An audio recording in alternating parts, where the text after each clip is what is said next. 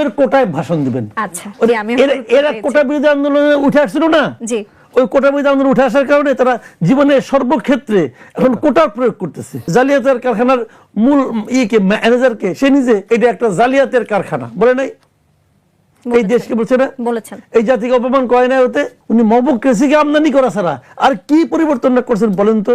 Doctor Yunus মনে করেন যে উনি হলেন গিয়া বাংলাদেশের ভবিষ্যৎ কিছু একটা হবেন এবং ওনারাই এনসিপি হলো বাংলাদেশের তৃতীয় বৃহত্তম দল, ডক্টর ইউনূস মনে করেন, এবং সেভাবে উনি এই দলটাকে দাঁড় করানোর চেষ্টা করতেছেন। উনি নিজেই বলেছেন এই ছাত্ররা একসময় ভালো করবে, এই ছাত্রদের মধ্যে থেকে এমনকি শিক্ষামন্ত্রী হতে পারেন বলেছেন। উনি এর আগেও বলেছেন, লন্ডনের আপনার ফিনান্সিয়াল টাইমস পডকাস্টে উনি বলেছেন যে উনি এই দলটাকে ছাত্রদেরকে দল গঠন করার জন্য পরামর্শ দিয়েছেন, উৎসাহ দিয়েছেন। কাজেই প্রকারান্তরে এটা ওনারই দল। এখন সেই দলকে উনি যখন বিদেশ যান তখন এই দলের প্রতিনিধিকে সঙ্গে নিয়ে যান, জানতো মানে বিএনপি কেনেন, জামাত কেনেন এবং এনসিপি কেনেন, নিয়ে উনি যান। ওনার যখন মন খারাপ হয়, উনি পদত্যাগ করতে চান, তখন এনসিপি নাহিদ ইসলামকে ডেকে বলেন যে আমি পদত্যাগ করতে চাই। নাহিদ ইসলাম বাইরে এসে বলে যে হ্যাঁ উনি পদত্যাগ করতে চান। তো এগুলো তো হয়েছে। কাজে যোগ্যতা তো অনেকগুলি প্রমাণ উনি দিয়েছেন। কি যোগ্যতা ওনারা দিয়েছেন? যোগ্যতা এটা মানতে হবে আপনাকে। যে দল 1% ভোট পাবে কিনা সন্দেহ, পুরা ভোটের 1% ভোট যদি এনসিপি পায় তারপরে তো আবার দেখাচ্ছে যে তারা অনেক ভোট পাবে। কে ভোট দেখাতে যাচ্ছে? বিভিন্ন জরিপে দেখাচ্ছে। জরিপ তবে দেখাচ্ছে যে জামাত ক্ষমতা আসবে। একটা জরিপ দেখলাম যেখানে দেখলাম যে তারেক রহমান হারবে ইয়ের কাছে, যে কি বলে খালেদুজ্জামান নাকি একজন ডাক্তার, যার নাকি ডাক্তারি সার্টিফিকেটও নাই ভালো মতো, মানে ইয়েরা তো বলে না এটা বিএমডিসি, তাকে তো ওই জরিপে দেখলাম সে হারবে, মানে তারেক রহমান ভোট পাবে 17%। উনি কিন্তু আপনি যার কথা বলছিলেন তিনি কিন্তু সম্প্রতি ক্যান্টনমেন্টে গানম্যান নিয়েও ঢুকতে চেয়েছিলেন, আপনি একটু জানিয়ে রাখেন। উনি তো বিখ্যাত লোক, তো ওনার কাছে তো তারেক রহমান হারবে, এটা জরিপ আছে। শুনেন, জরিপ হলো আপনার রাশিফলের মতো। রাশিফল বুঝেন, দেখবেন পত্রিকা, প্রত্যেকটা পত্রিকা থাকে আজকের দিনটি কেমন যাবে। এখন লেখা আছে আজকের দিনটা আপনার যাত্রা শুভ। এখন যাত্রা শুভ মনে করেন আপনার তুলা রাশি যাত্রা শুভ। দেখেন তো ওই দিন যাত্রা করতে যে কোনো তুলা রাশি লোক হোস্ট খাইছে কিনা, খাইছে। কারণ ওইটা দেখে কি কেউ যাত্রা শুরু করে? আজকের দিনটা কি রোমান্স ভালো, সেখানে তো ওই দিন রাশির যে ফলাফল থাকে সেখানে তো বলাও থাকে যে পুরনো মানুষকে ফিরে পাবেন।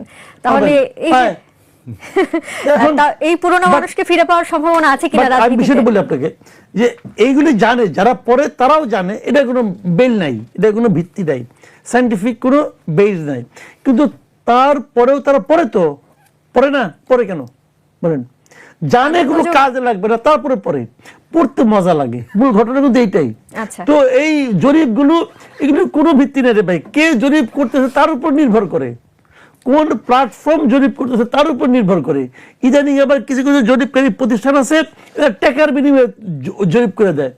এই সবগুলো হলো যখন ছাপা হয় টাকার বিনিময়ে জরিপ করে আসলে কি বোঝানো হয়? যে মানুষের মন নিয়ে কোনোভাবে সানশাইন আটা ময়দা সুজি ভালোবাসায় তৈরি যদি কমও হয় তাহলে কি এটা বোঝানো হয় বা কোনোভাবে প্রভাবিত করা হয়? আমি আপনাকে एग्जांपल দিচ্ছি, যে মনে করেন আমাকে একটা পার্টি দিল যে তুমি আমার জরিপটা করে দিবা, জি, এবং আমার পার্টি তোমাকে মাত্র টাকা দিলাম, তুমি করে দিবা। ধরা যাক এটা ইসলামপন্থী কোনো একটা দল, তো আমি গেলাম, আমি 500 লোকের জরিপ করলাম। 500 লোকের জরিপ কোথায় করলাম? আমি 20টা মাদ্রাসায় গেলাম। আচ্ছা, জরিপ করলাম তো ভাই, আমি একটা কথা মিথ্যা বললাম না কিন্তু। তো এক একজন লোকের এক একটা পকেট থাকে, তো আমি ওই পকেটগুলিতে নক করলাম। ওখানে নারী পাইলাম, পুরুষ পাইলাম, বৃদ্ধ পাইলাম, ইয়াং পাইলাম, সমস্ত ক্যাটাগরি লোক আমি রাখলাম ওখানে। ফল কি আসবে? ফল যা আসে তাই আসবে। তো হিসাবটা এরকম যে আপনি আমাকে টাকা দিবেন, আপনার মতো করে আমি জরিপ বানাই দেবো। এরকম ধান্দাবাজ বহুত আছে। এই দেখবেন কয়দিন পরে এক একটা প্রতিষ্ঠান আসে, নাম দেয়, এগুলির নাম জীবনে কোনদিন শুনছেন? আমি তো শুনি নাই। তারা বিশাল বিশাল জরিপ করতেছে, দেশের ভাগ্য কি হবে না হবে। জরিপ এরকম ভাই হয়। আমি অনেক জরিপ করি, আমার জরিপে দেখা যায় আমার এখানে আমার এই চ্যানেলে যে সমস্ত লোকরা আসে সাধারণত, যেমন আমি যেমন সবসময় যারা নাকি নিপীড়িত তাদের পক্ষে কথা বলি। এখন এই মুহূর্তে আওয়ামী লীগ একটু নিপীড়িত আছে, আওয়ামী লীগের সমস্ত লোক এসে আমার এখানে ভিড় করে। আর আমি যদি বলি যে আজকে যদি নির্বাচন হইতো, যদি আওয়ামী লীগ থাকতো, তাহলে কে পাস করতো?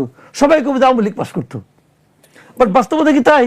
এগুলি তবে বলবেই, কে করে না করে, কোন প্ল্যাটফর্ম করে, তার উপর অনেক কিছু নির্ভর করে। তাহলে আমি আপনাকে যে প্রশ্নটি করেছিলাম, যে অনেক মানুষ প্রশ্ন তুলছেন যে নাহিদ ইসলাম কোন কি কোন উপায়ে ভাষণ দেবেন? তাহলে আপনি যেটি বলেছেন যে তিনি কোন যোগ্যতায় ভাষণ দেবেন, তিনি প্রধান উপদেষ্টার উনি যোগ্যতায় ভাষণ ইউনূস দেবেন। সাহেবের কোটায় ভাষণ দিবেন। আচ্ছা, জি, আমি এরা কোটা বিরোধী আন্দোলনে উঠে আসছিল না? জি, ওই কোটা বিরোধী আন্দোলন উঠে আসার কারণে তারা জীবনের সর্বক্ষেত্রে এখন কোটার প্রয়োগ করতেছে।